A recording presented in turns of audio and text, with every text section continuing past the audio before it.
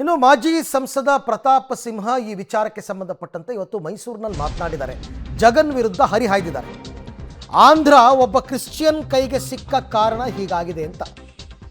ಲಡ್ಡುವಿನಲ್ಲಿ ಹಂದಿ ದನದ್ದೆಲ್ಲ ಕೊಬ್ಬಾಕಿದ್ದಾರೆ. ಇವರ ಮನಸ್ಥಿತಿಯನ್ನ ಲೆಕ್ಕ ಹಾಕಿ.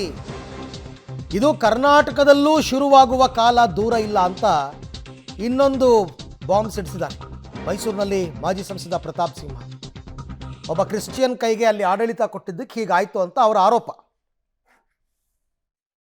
ಪವಿತ್ರವಾದಂಥ ತಿರುಪತಿ ತಿಮ್ಮಪ್ಪನ ಲಡ್ಡುನಲ್ಲಿ ಹಂದಿ ಕೊಬ್ಬು, ದನದ ಕೊಬ್ಬು, ಮೀನಿನೆಣ್ಣೆಯನ್ನು ಹಾಕುವಂತಹ ಕುಕೃತ್ಯವನ್ನು ಮಾಡಿ ಇಡೀ ಹಿಂದೂಗಳ ನಂಬಿಕೆಗೆ ಹೊಡೆಯುವಂಥ ಕೆಲಸವನ್ನು ಜಗನ್ಮೋಹನ್ ರೆಡ್ಡಿ ಎಂಬ ಕ್ರೈಸ್ತ ಮಾಡಿದ್ದಾನೆ. ಇನ್ನಾದರೂ ಕೂಡ ಹಿಂದೂಗಳು ಅರ್ಥ ಮಾಡ್ಕೊಳ್ಬೇಕು.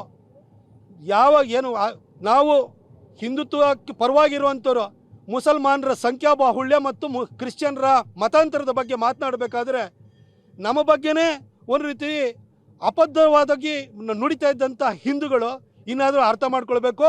ಮುಸಲ್ಮಾನರ ಕೈಗೆ, ಕ್ರೈಸ್ತರ ಕೈಗೆ ಒಂದೊಂದೇ ರಾಜ್ಯಗಳು ಹಿಂಗೆ ಹೋಗ್ತಾ ಇದ್ದರೆ ಮುಂದೊಂದು ದಿನ ಭಾರತದಿಂದ ಹಿಂದೂಗಳೇ ಪಲಾಯನ ಮಾಡಿ